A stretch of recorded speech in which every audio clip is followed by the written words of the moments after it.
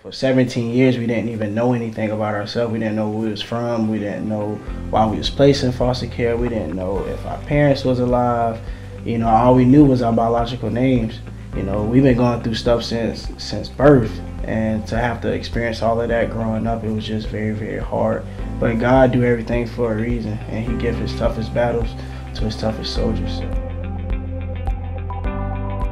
Sumter Today is presented by USC Sumter and Sumter Tourism. When Davon brought me the idea about the walk, I did not know all of this was coming with it. Cause he didn't want to do it. Yeah, cause I was driving trucks, you know.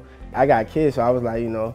But when we started doing the walks, I saw the support. We going through cities, people opening their restaurants for us, people taking care of housing for us. I'm like, wow, like people really, you know. And then that's just what led us. The support it's amazing, man. Like I'll be like, wow. Davon Woods, Greeleyville, South Carolina, currently staying in Los Angeles, California. Davon Woods, Greeleyville, South Carolina, Los Angeles, California. Starting December 1st, me and Tavon will be walking for 31 days. And the reason why we're going to be walking for 31 days is to dedicate it to not just kids that are in foster care now, but every person that ever stepped foot into the foster care system. You know, it was one of those things, you know, growing up, we just be like, dang, why? Like, why they treating us this way? And just not getting that affection from my mom nor my dad and always wanting it, that's one thing that always just breaks my heart, because I'm like, we didn't sign up, you know, for that. Jerry Allred, I'm the executive director of the Croswell Home. I've been working with kids in foster care for going on 33 years. There's sometimes a misconception of why kids are in foster care or why kids are placed with us. It's because of something they've done. No, it's not. It's because what's happened to them. No one chooses bad things to happen to them. And we're so much more than what has happened to us. And that's one of the neat things about listening to the brothers talk. You know, again, there's something poetic about starting the walk in Sumter where they started. This is where their story started. It's not where their story ended. Well, we don't know the end destination, but we're going to be starting in Sumter, and we're going to be headed towards up north. So 20 miles a day. So us doing 20 miles a day, that'll put us in PA. We just not sure like exactly where we're at. It was only last week that I first heard that these amazing guys were doing this to bring awareness to foster care. It just shows the character of them and how amazing these guys are, and what an example they want to set for the youth of today.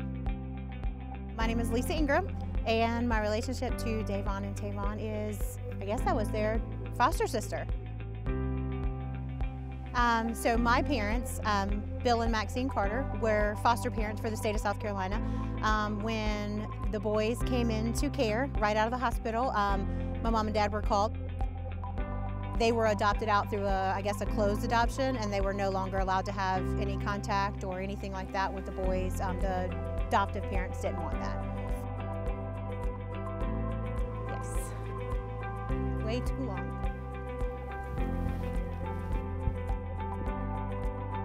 the walk is more so just basically like to let people know like, hey, this is what we love doing and what we're passionate about, and then that's where we're going to start doing the bigger thing.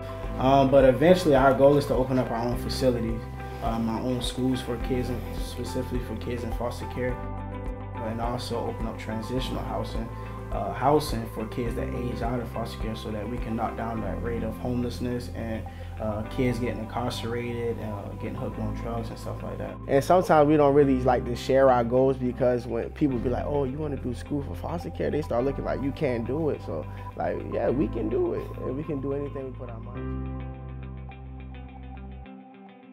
to. USC Sumter, to me, is the opportunity to get a start, to learn and to grow, and to know that the step you took here, it's going to be an important foundation in the future. They make it so easy to learn here, and their doors are always open. Like I said, they're all approachable. My wife is in the service. I have a 7-year-old a 5-year-old and a 10-month-old at home. I was able to get my courses all in the morning. I can study and I can take time and treat it like a job and focus on my studies, and then after I can focus on family.